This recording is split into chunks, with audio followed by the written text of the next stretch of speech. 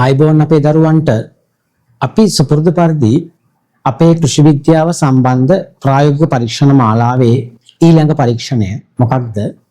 Galvanise බට කැබැල්ලක් භාවිතයෙන් ප්‍රශ්නේදියක් ලබාගෙන අන්නේ ප්‍රශ්නේදිය භාවිතයෙන් අපි කොහොමද දුෂ්‍ය ඝනත්වය හොයන්නේ?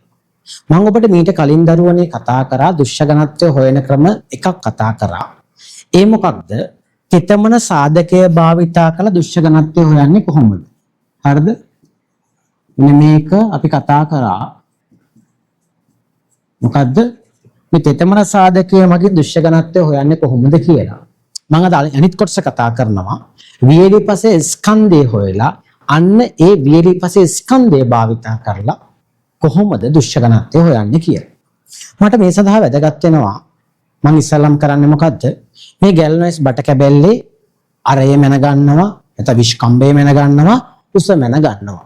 මම මේක කලින් ප්‍රැක්ටිකල් මගේ වීඩියෝ එකක් බලන්න. ඒකේ මම මේකට අදාළ වෙන අරය මැනලා නැත්නම් විස්කම්බය මැනලා උස මැනලා මම ඊට අදාළ වෙන මේකේ පරිමාව ගණනය කරලා ඉවරයි මේ වෙනකොට. තේරුණාද? ඒක ඔබට අවශ්‍ය නම් කලින් වීඩියෝ එකේ බලන්න පුළුවන්. මොකද්ද? ව්‍යුහයේ වෙනස් නොවන ප්‍රශ්නේදියක් ලබා ගැනීම කියලා කොටසක් ඇති. ඒකදී අපිට මම පෙන්නලා තියෙනවා ඔබට කොහොමද මේ ප්‍රශ්නේදියක් ලබා ගන්නෙ, ඊට පස්සේ කොහොමද මේකේ මේ ප්‍රශ්නේදී පරිමාව හොයන්නේ කියලා. හරි. එහෙනම් මට තියෙන්නේ දැන් මොකද්ද? මෙන්න මේ ගැල්වනයිස් බට කැබැල්ල භාවිතා කරලා ප්‍රශ්නේදියක් ලබා ගන්න. ඊට පස්සේ මම කතා කරන්න තෙතමන සාධකයේ භාවිතා අපි මේ වියලි පසේ ස්කන්ධයේ භාවිතයෙන් කොහොමද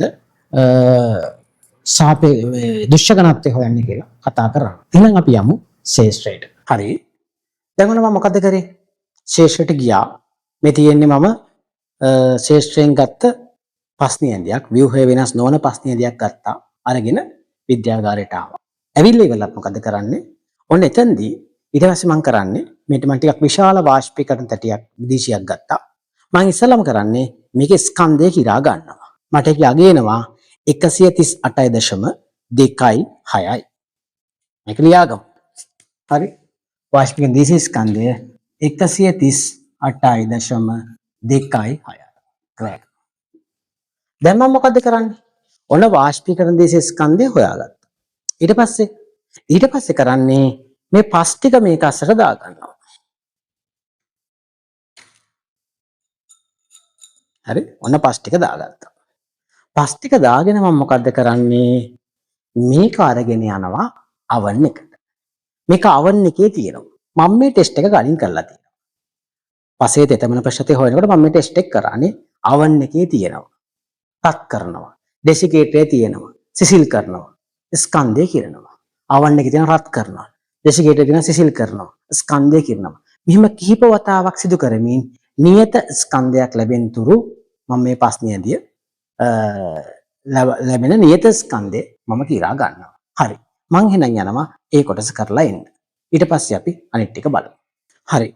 ඔන්න එහෙනම් දැන් මම නියත බරක් ලැබෙන තුරු අවන් එකේ තියලා ගත්ත ප්‍රශ්නයේදී තියෙනවා. ඒකේ නියත බරක් මම ලැබිලා තියෙන්නේ. මට එතකොට ඒ අගය ඇවිල්ලා තියෙනවා. මම හරියටම බැලුවොත් එම 464.11. එහෙනම් වාෂ්පීකරණ තැටිය දන වියලි පස්. ඇයි මේක ජලය ටික ඔක්කොම වාෂ්ප වෙලා ඉවරයි. උත්තරයක් කියලා තිනවා 464.11 ග්‍රෑම්. එහෙනම් මම කොහොමද වියලි පසේ ස්කන්ධය හොයාගන්නේ? මම මේකෙන් මෙන්න මේ කොටසෙන් මේක අඩු කරාට පස්සේ වියලි පස් ස්කන්ධය මට එනවා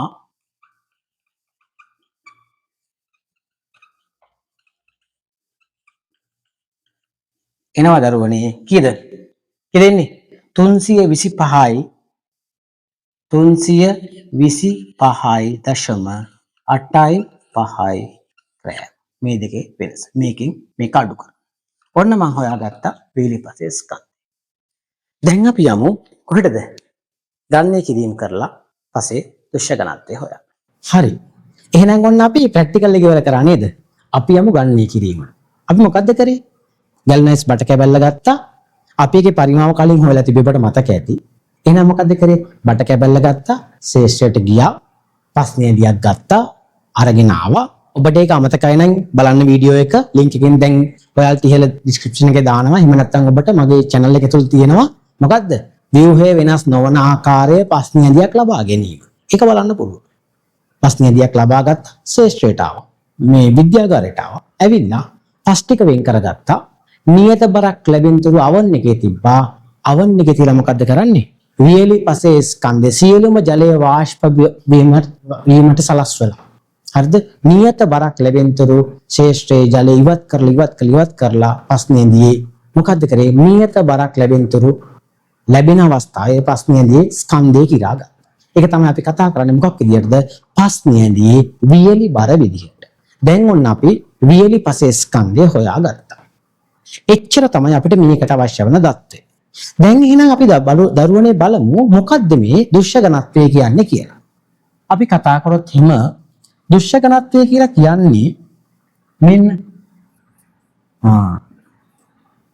දුෂ්‍ය ඝනත්වය. දුෂ්‍ය ඝනත්වය කියන්නේ මොකද්ද? දුෂ්‍ය ඝනත්වය කියලා කියන්නේ වියලි පසේ ස්කන්ධය වියලි පස් ස්කන්ධය බෙදනවා පසේ මුළු පරිමාවෙන්.